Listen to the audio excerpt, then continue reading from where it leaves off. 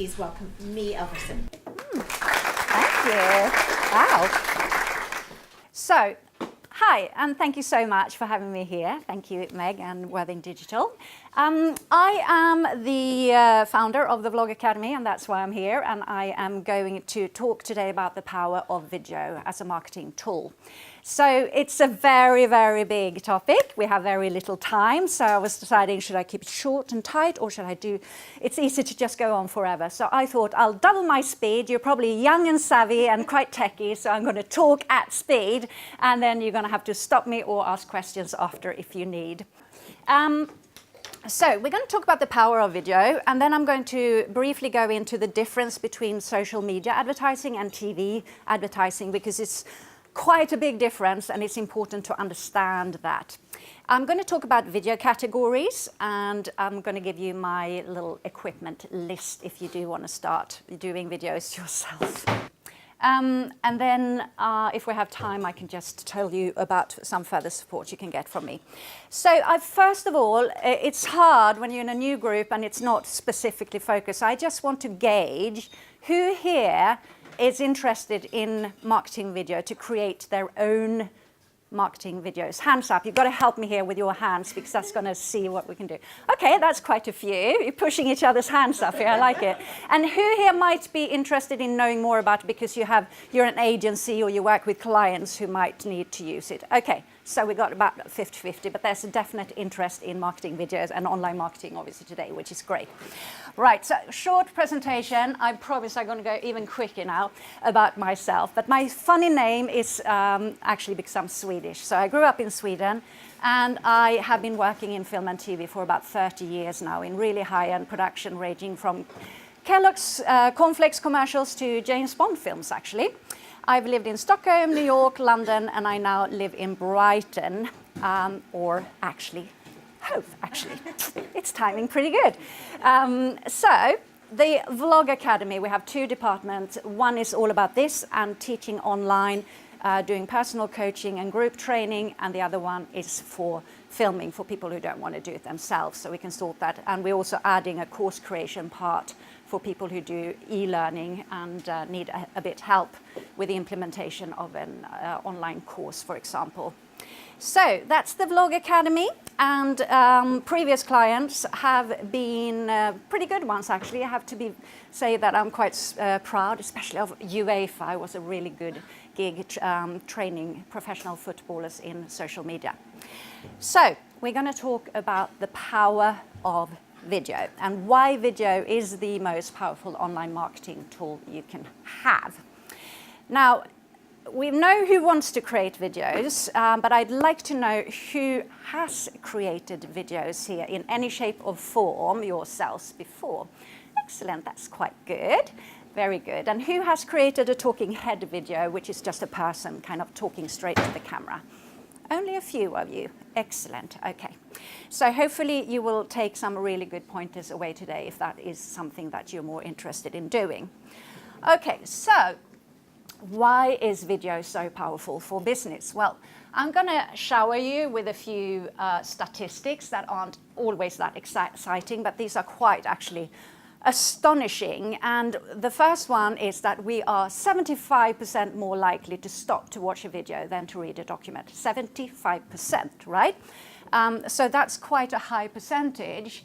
The increased click-through rate is 96%. So if you send out a newsletter with a video attached to a fresh user, the click-through rate can be up to 96% higher. It's a no-brainer, isn't it?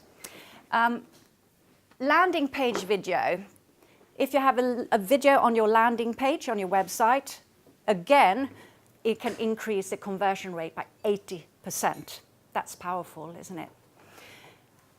Video is more memorable.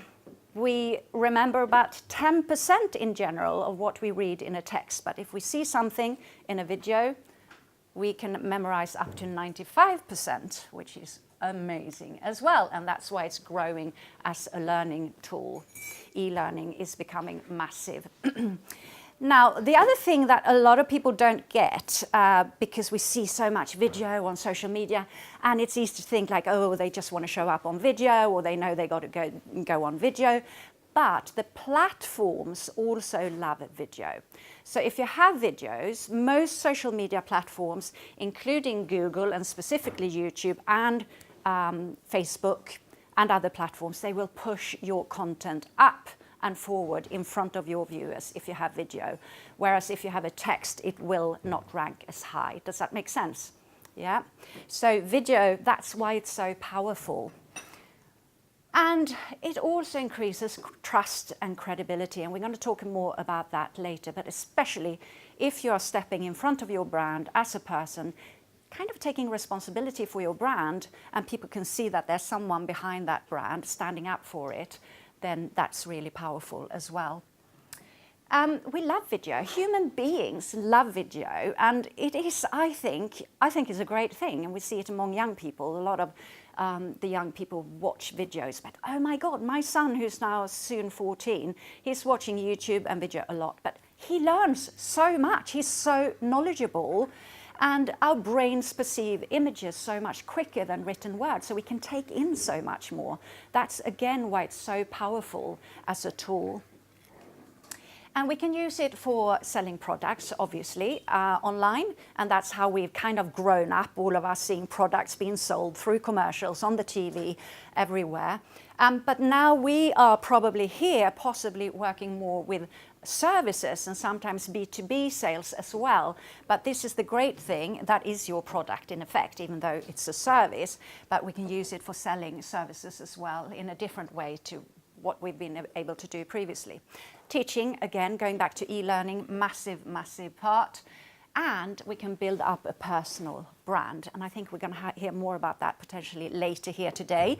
But if you are actually your company, if you are your brand yourself, then it's a fantastic opportunity to work with a video. And of course, you can be a combination of all of these three. So you might be a personal brand who is your product, or you are your service, selling service, and you are teaching, or you can do a bit of both. Okay, so I'm going to talk a little bit about the 2019 social media trends. So studying blogs and reading up, going to conferences, listening in to the people in the know, it is all about video. So video is taking over internet, pretty much literally. We are up to about 80% of all content on internet is video. And it's not just cat videos anymore or prank videos. It's actually a lot of marketing videos in there as well. And this is a bit scary because sometimes we feel like, oh God, we've got to be a YouTuber. We're going to be these, big social media, personalities that we see.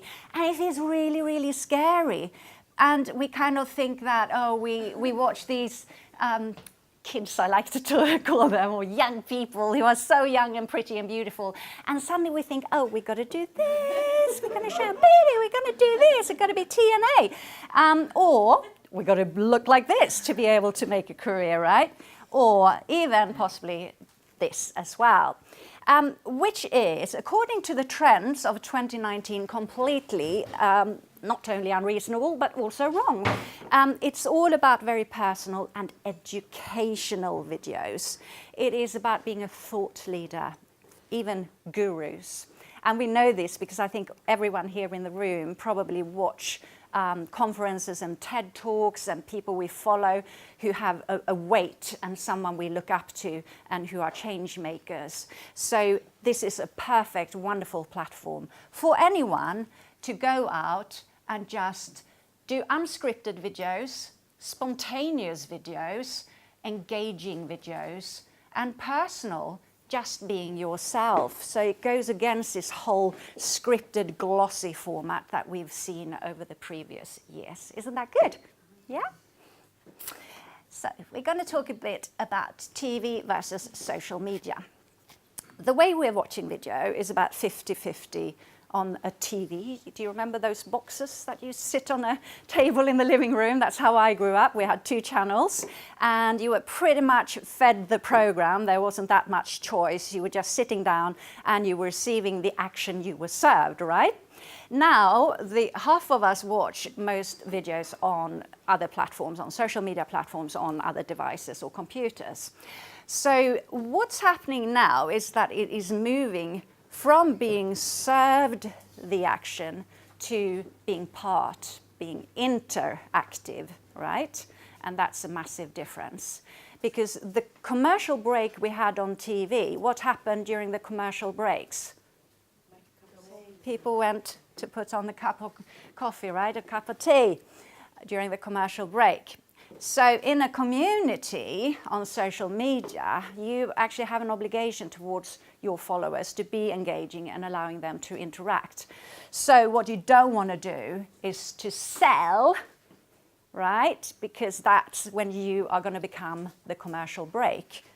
And people are going to leave, maybe not even to put the kettle on, but to go to the loo. So you need to be the program. And you need to serve educational, engaging, and inspiring content. Make sense? Yeah? So it's just really important to remember that when you create videos, that you're not just selling. And if we look at other people, who here knows this brand from before? Yeah, quite well established. And we know who is behind it. Who's this guy? Anyone recognize him? Richard Branson, right. So Virgin, famous for its a lot of different parts, but airline flights, right, all over the world, one of the big ones. How often do you see Richard Branson going out on TV saying, "Hi guys, today I just wanted to let you know that we got a 10% offer on flights to New York." Doesn't happen, does it? No, he's become like a guru almost. All the quotes we see about entrepreneurial ideas and marketing, that's what we see Richard Branson from now. He's a thought leader, he's a change maker, he's revolutionizing a lot of technical and amazing stuff. Actually, I went to see him at a conference in San Diego. Absolutely amazing, groundbreaking stuff he's doing. So you do not want to go out there and sell. There are equations on this which says that 80% of anything you put out really on social media should be storytelling. That's a whole part of itself, how to tell a story instead of selling. Sharing your expertise, being inspirational, because that's how you build up trust with people. And building up trust, again, is one of the most important factors that you've got to have to make people buy into things. 20% is left for sales. So if you don't have this, you're not going to do any sales. People are going to go to the loo. All right? So an example of someone who took this on is Suzanne Dibble. Anyone know Suzanne Dibble here? Yeah. So I've been working with Suzanne Dibble closely for many years. She actually used to be an advisor to Richard Branson, kind of by coincidence. She is a legal advisor and she runs a small business legal advice bureau. And she decided after the big GDPR change about almost exactly a year ago. Anyone heard of that? Yeah, we're all affected. We all love it, don't we? So she decided to step up and just grab it, basically. And she did live videos for 90 days in a row. And she went from 0 to 30,000 followers in less than 2 months. And she is now regarded as the GDPR expert in the world, basically. And she was on Watchdog last Wednesday, actually, and she has been on Sky News, ITV. She's constantly just giving advice on the GDPR and other consent rules and regulations. So she has grown massively, and what she did, she put together a GDPR template package to sell. So with 30,000 followers who are all crazy scared of the GDPR changes, she made a small fortune selling to these people. So a good draw. Okay, so when we are creating videos, like any other marketing, it's crucial that you know who your target audience is. And it's even more important on video when you, especially if you're doing these talking head videos, just talking to an audience, because what we are going to do, and this is actually really, really fundamental tips that I'm giving you here if you do talk on video, is that you only want to talk to one person, not the whole world and not a massive auditorium. your voice, when you talk to one person, will change. Your whole energy and everything will change. So rather than standing there talking into the video and you're petrified that you're going to be live on YouTube and 1 million people are going to watch your videos, and they probably won't in the beginning anyway, but remember that people watch videos now with headphones usually, and they might be on a bus on their way to work, or they might be in bed on a Saturday morning. So when you are creating videos, you want to be eye level, and you want to talk to just one person, because it's much nicer, and you will connect on a much deeper level with your audience. So niching yourself, if you think that you can, anyone in the world can buy my services or my product, it's not really going to work so well. The more niched you can be, the better it is. And that's why having a very defined person you're talking to or selling to, we call it a video avatar. An avatar in marketing is the person that you are actually talking to. So the better you know them, the more you will resonate with them when you sell to them, which you won't do, obviously. You will share your success stories and all that. And then where are they? Where is your audience? Do you know where they are? Where do they hang out? Where does that dwell? If you're a B2B, if you're doing business to professionals, maybe your main platform would be LinkedIn. Who here is on LinkedIn? Pretty much everyone. LinkedIn is what I call Facebook for adults, right, in business. And the good thing with LinkedIn is that people are prepared to do business. On Facebook, they might not be prepared to do business. They are there more because they want to hang out in the group. So find out where they are. If you are creating tutus for children, it might be Pinterest or Instagram. So you need to think through really carefully where your time and energy is going to go to meet your audience on their terms. And then thirdly, what do they need from you? And this again, back to social media, it's a communication, it's an engagement, it's a conversation. Ask them, put out a poll, look at what the most frequently asked questions are that people come to you. Create a video about that. What do they want from you? What do they need? Don't try and just do something really complicated to show off your expertise, but actually meet them on their level. Yeah? So, video categories. I'm going to just give you some inspiration for what types of videos you can do. And this is any business you're in whatsoever. And I have done training with thousands and thousands of people, as they say. But I have by now, and I've never met anyone who couldn't use video as a marketing tool for their business, which is absolutely fantastic. And the good thing is that it is actually really, really possible for you to create your own videos. You don't have to have a big team to do it. So a few categories is, the most popular one on YouTube, for example, is demonstration videos, which is great. And this is another thing with video, right? When you demonstrate something, when you run through a process, it's much easier to do and for people to understand the process if they see it in a video rather than reading a text. So demonstration videos, tutorials, or how-tos, and that could be anything from how to cook a Sunday roast, how to change a flat tire on a car or a bike. Top tips, brilliant category, growing category, and I really advise my clients to do top tip videos. So batch shoot a load of videos with titles, really short. They could be 20, 30 seconds. Imagine having 10, 20-second videos that you can go out with once a week, same time, same platform, right? That's 10 weeks of content, and you can film those in a couple of hours. Really valuable top tips for your audience. Success stories, obviously, and testimonials. Testimonials are the most important videos you can have. So do grab people when they are happy, obviously, with your services, and check if they would be happy to give you a video testimonials, and most people are. Updates and upgrades. Whatever business you have updates, and if you have products, there will be upgrades. And then we have like the classic vlog format, which is more of a journal, and people love being taken on journeys and just sharing thoughts and news. And the thought process is something that can deepen your relationship again with your audience. Behind the scenes, everyone loves behind the scenes, even if it's not on a James Bond film. And events, of course, so filming events and sharing what's going to happen at the event next time, for example. And interviews. Interviews is great because you can draw in other people who know about stuff and you can just interview them. And chats, I like to call them, because interview sounds very kind of scary and BBC, doesn't it? So have a little chat with someone and let them share their expertise. Any questions on these video categories? Does anyone here feel that they could be relevant for you to use? Yeah? Good? When you said about the top tips one, having a backdrop and then the writing over, what program would you do it in? I didn't actually say that, I don't think, but you probably visualized it in that way, which is kind of cool. You could do that. Top tip could be someone standing here.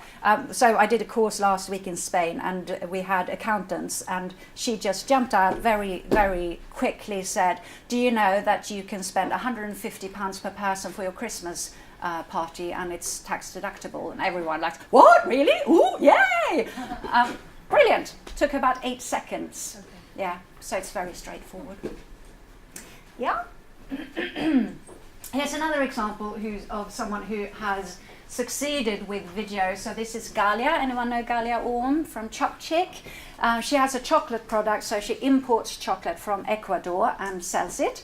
And she started off in the back of her kitchen as a single mom with 2 little girls. And we did some videos for her. We did a video strategy, and we did top tips, was one of the most popular categories, but also stories, journeys, updates, and obviously facts about chocolate. And within a year, she had more or less doubled her turnover, and she's now in 600 Holland and Barrett stores. She's with Ocado, with Asta. She is with Whole Foods, both in Europe and in America. And she has a new product and brand, and it's just really turned her business around. And she says that is completely thanks to the videos. So there are examples that I just know that it works. Okay, very quickly now, we're going to go over to my basic equipment list, which is kind of scaling off all the fear of you need to have these big lights and cameras and stuff, because you don't actually. So if you're going to start filming your own videos from home, for example, the first thing obviously is to use your smartphone. Don't go out and buy a video camera before you know you're actually going to do this and that you're going to have a return on your investment. When you're ready for a video camera, come to me and I'll give you advice so you know that you get what you need. But a tripod or a stand is really, really brilliant. This is kind of the smallest one you can get, but if you're just going to be sitting by your desk or somewhere, this is absolutely fine. Prop it up on some books, and it comes with a smartphone head that is flexible, so you can just slot it in like that. And for the first time in the history of anything with fittings, this is the same size as a traditional tripod. So you could get a smartphone head online. If you, your dad, or someone has an old tripod, you can use that, and it's much more stable to use. And also you can get the camera up higher. Yeah? Even a tripod you can get from like 15 quid online, so it doesn't have to be expensive. The next thing is a clever little gadget, and this looks like this, and it's really cheap, a few pounds online, and it's a Bluetooth remote. So if you have the camera over there, you can hide it in your hand. It connects with Bluetooth to your smartphone, and you can start and stop your phone without having to go up and tip the camera, which I've done a couple of times. Not completely essential, but if you want to get your audio quality up a little bit more, I would definitely recommend, even if you do webinars and you're on live on Facebook or wherever regularly, I would invest in a microphone. Does anyone know what this is called? Yes, it is called a dead cat. Isn't that horrible? It looks a bit like that. So this is pretty much what I'm wearing here for the filming. It's a clip-on microphone, and it's made for men in ties, so ladies, be careful if you have a top not to pierce it. It's a little crocodile clip, and you might need to have an adapter if you're on a recent smartphone, but they usually come with a phone. Read the spec. Some of them are just for Android, some of them are for both, so just make sure you've got the right microphone. But what it does is that it kind of filters out a lot of the surround noise, and it focuses on your voice. It's not going to cut out all noise, but it will be much better quality. Next, And this is also, if you want to take it a tiny bit further, but living in this country and it's December and you might work in a room where it's not very light, investing in a video light is actually really, really worth it. And you can order a kit like this. I'm not going to mention any brand names because it changes all the time. But basically tripods, and this is called a softbox, and it goes around the light to literally soften the light a bit. Light bulbs and a bag for around £40–50. So it is actually, the prices have come down massively for equipment. Is there a Yes. name, like a generic name for all that? So If I go- would if look you for Google it, consistent video light or just video light with softbox. If you look on Amazon, then you will find it Did easily. you say consistent video? Yeah, video light is fine. Just don't buy a flash gun, studio flash, because that's not going to work for video. Yeah?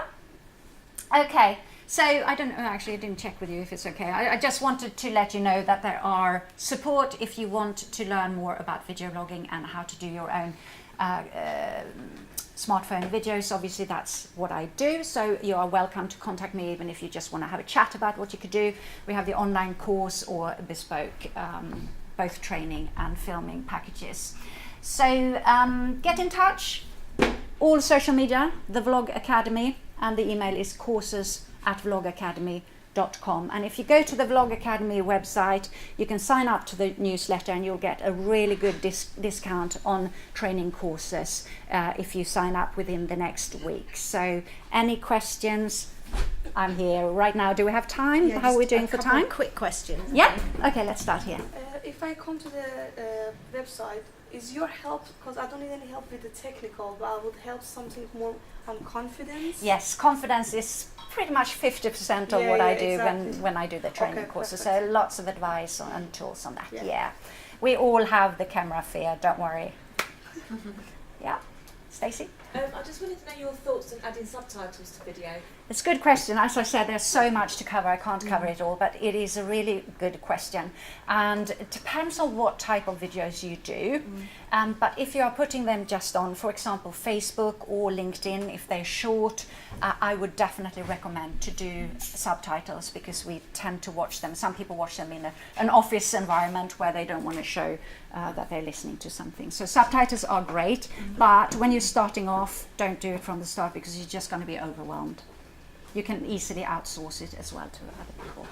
And there's a page called rev.com, which is very useful because it both transcribes your videos and you can get the subtitles so you can just plug it in. Other questions? Is there any more Quick. questions? Yeah, one more. Maybe, one more. Do you Yeah. have to, should you copyright it, or is copyright irrelevant? No, you don't really have to copyright. No, it is yours when you go out there. I mean, YouTube is a hairy area because it is public domain. But if you if you have a specific question that is really important for you, then let's have a talk about it. But no, not in general. Great, thanks. If there are any other questions for me, then get in touch I'll with be her here. afterwards. Yeah, thank you so much. That was amazing. I hope that was helpful.